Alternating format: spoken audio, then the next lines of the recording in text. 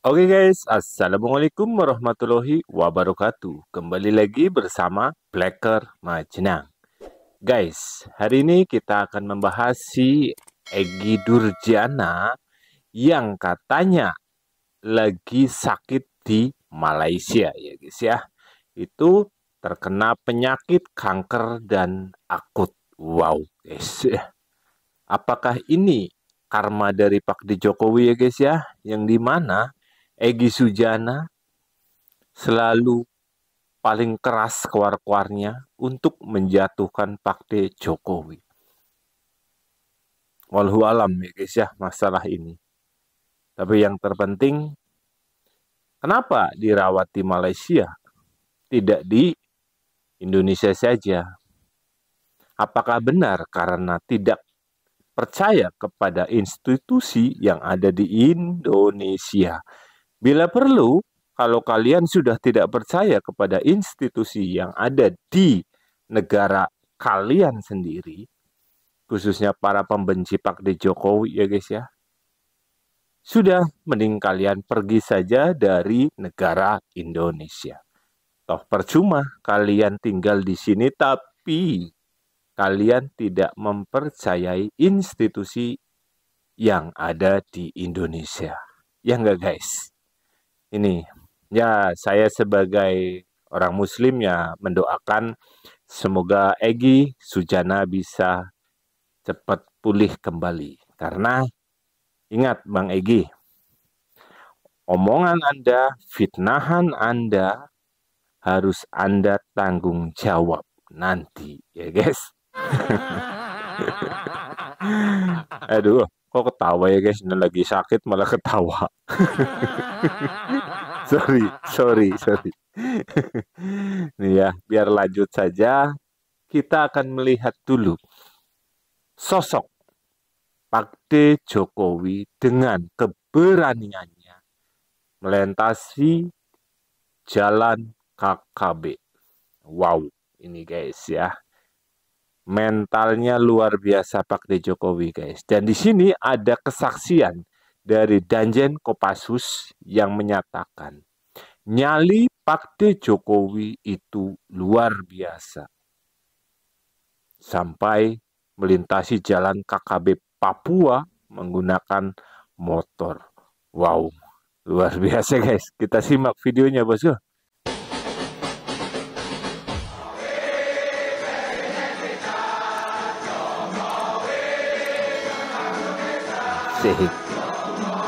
Cuaca hari itu cukup mendung. Gumpalan awan hitam mengepul di langit-langit Wamena, Kabupaten Jayawijaya, Papua. Darah tanah Papua saat itu terasa sangat dingin. Komandan Pas Pampres yang juga ex-komandan Kopassus ke-32, Muhammad Hasan, tampak was-was. Perasaan itu juga dialami oleh rombongan Presiden Jokowi yang siap membelah belantara menyusuri jalan Trans Papua. Ini ada Gatot ya guys ya. Berarti ini cerita lama guys ini ya. Ini Gatot lagi masih bersama Pak D Jokowi. Berbeda dengan sekarang, Gatot menyerang Pak D Jokowi karena dipecat ya guys. Lanjut guys. Meski sudah diwanti-wanti akan situasi keamanan yang kurang kondusif di daerah itu, Presiden Jokowi tetap ngotot untuk meninjau jalan itu menggunakan motor trail. Hasan yang besar dari Korps Komando Pasukan Khusus atau Kopassus mengerti bahwa jalur yang ia lalui bersama Jokowi merupakan jalur rawan akan Tentara Pembebasan Nasional Papua Barat, Organisasi Papua Merdeka.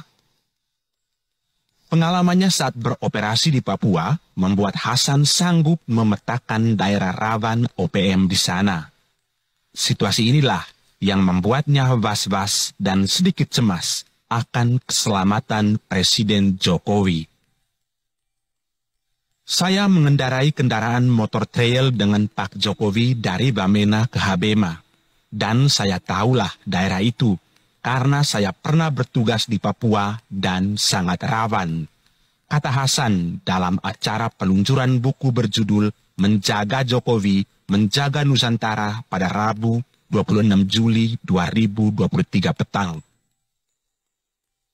Namun meski sudah diperingatkan akan bahaya yang akan terjadi, Presiden Jokowi sudah bertekad bulat. Dia menaiki motor trail berwarna hitam dengan plat nomor RI1. Saya hanya ingin pastikan jalan yang dibangun benar-benar ada. Jangan sampai hanya di groundbreaking, jalannya nggak ada. Luar biasa guys ini ya. Ini loh sosok orang yang kalian para pembenci itu tidak suka. Ini loh orangnya guys. Mentalnya luar biasa guys ini ya. Tidak punya rasa takut sedikit pun melewati jalan yang sangat rawan. Di mana? Di Papua itu guys. Kopassus saja ngeri-ngeri sedap guys. Tapi Pak D. Jokowi tidak. Luar biasa guys. Ya bagaimana mau takut ya guys ya. Seorang Pak D. Jokowi dekengannya pusat guys. Dekengan Pak D. Jokowi langsung dari Tuhan Yang Maha Esa. Ya bagaimana mau takut ya guys ya. Karena niat beliau itu sangat mulia, ya otomatis pasti dijaga. Kata Jokowi kepada ex-Kapolri Tito Karnavian dan ex-Panglima TNI Gatot Nurmantio. Apa yang ditakuti Komandan Pas Pampres itu pun terjadi. Jokowi memakai helm dan jaket berwarna coklat, lalu menghidupkan mesin motornya. Hari bersejarah itu tepat pada Rabu 10 Mei 2017 lalu. Kepala negara pun mengendarai motor trail berjenis Kawasaki menyusuri jalan sepanjang 7 km yang tengah dibangun. Presiden didampingi ex-Panglima TNI Jenderal Gatot Nurmantio, Menteri Pekerjaan Umum Basuki Hadi Mulyono, dan Kepala Staf TNI Angkatan Darat Jenderal TNI Mulyono. Selain ketiga tokoh penting itu, Jokowi juga didampingi oleh tim pengaman Presiden atau Pas Pampres.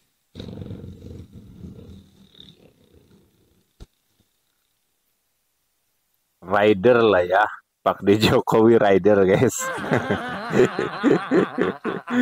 Keren Pak D. Jokowi, mantap Pak D. Jokowi, mantap lah. Wow, amazing guys. Kalau naik motor, kelihatan jelas kesulitannya. Itu baru naik. Coba bayangkan yang membangun. Kita ini kan coba melihat di lapangan, ujar Jokowi. Betul. Namun Hasan menuturkan, Jokowi yakin dengan pengamanan Pas Pampres. Bapak yakin dengan kami. Akhirnya kegiatan terlaksana dengan baik dan berjalan lancar.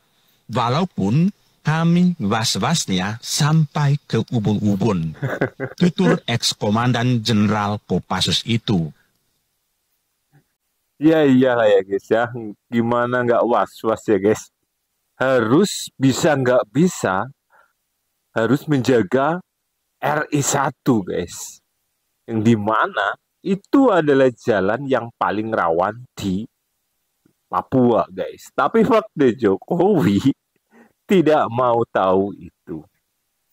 Karena tugas dari Pak Jokowi hanya sekedar ingin melihat kepastian bahwa jalan itu sudah dibangun. Wow, pantas saja guys. Di luar Pulau Jawa, Jokowi bak raja. Jangan salahkan itu, karena memang dari presiden zaman dahulu hingga sampai ke Pak D. Jokowi, tidak ada yang bisa diartikan mengangkat derajat luar Pulau Jawa. Hanya Pak D. Jokowi lah yang bisa semua itu. Apakah ini orang yang kalian anggap itu tidak mempunyai ijazah? Orang yang kalian anggap tidak mempunyai ijazah tetapi pikirannya melebihi dari yang membuat ijazah. Camkan itu. Itu merupakan salah satu cerita menarik Hasan selama menjadi ajudan Jokowi. Beberapa kisah lain ia tuliskan dalam buku berjudul Menjaga Jokowi, Menjaga Nusantara terbitan Kompas Gramedia. Buku itu bisa terbit karena salah satu faktornya Hasan sendiri rajin mencatat selama ia menjadi komandan Grup A Pas Pampres.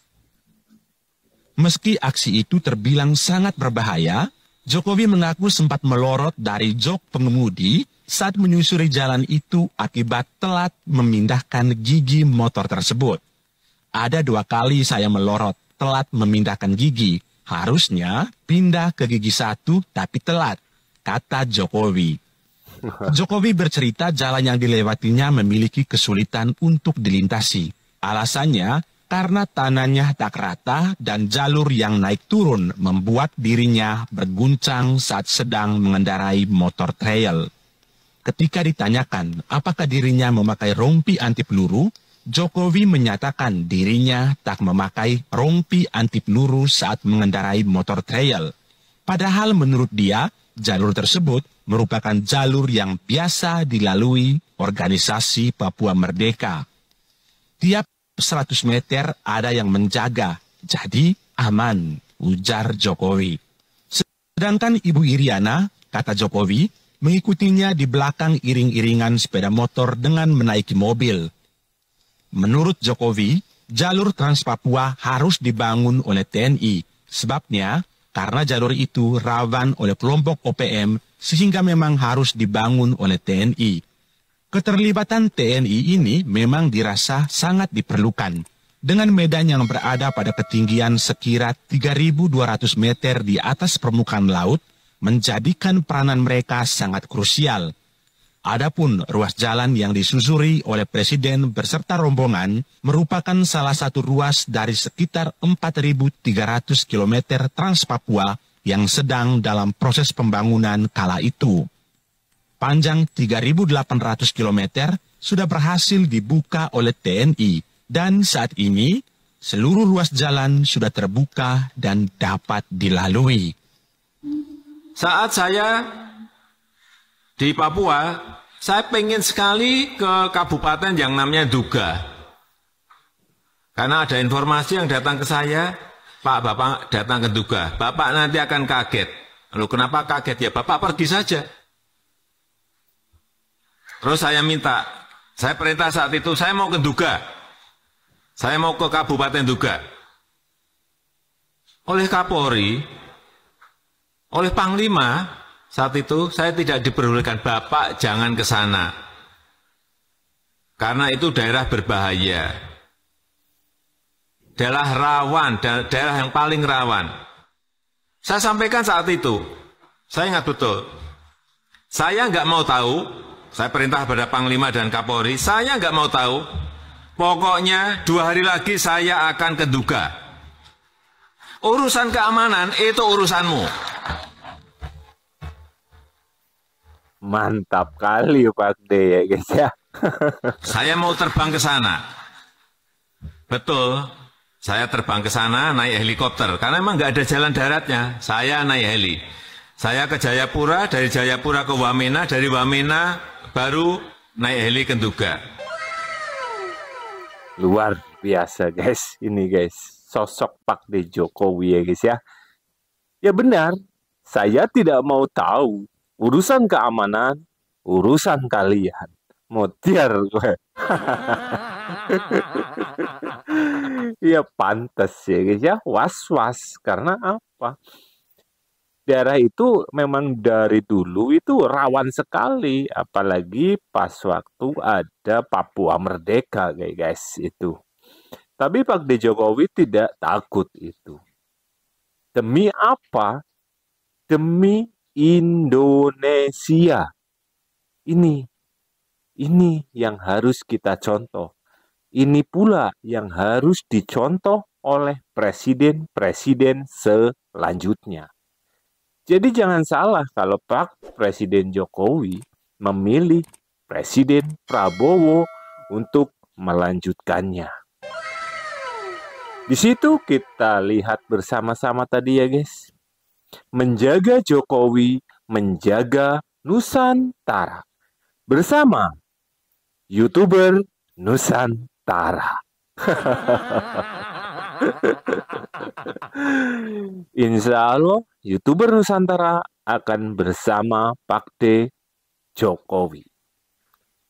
Bukan karena apa-apa, tapi kami dari seluruh penjuru, seluruh provinsi, bisa diartikan bahwa kami sangat berterima kasih kepada Presiden ke-7 kita yang bernama Insinyur Haji Joko Widodo.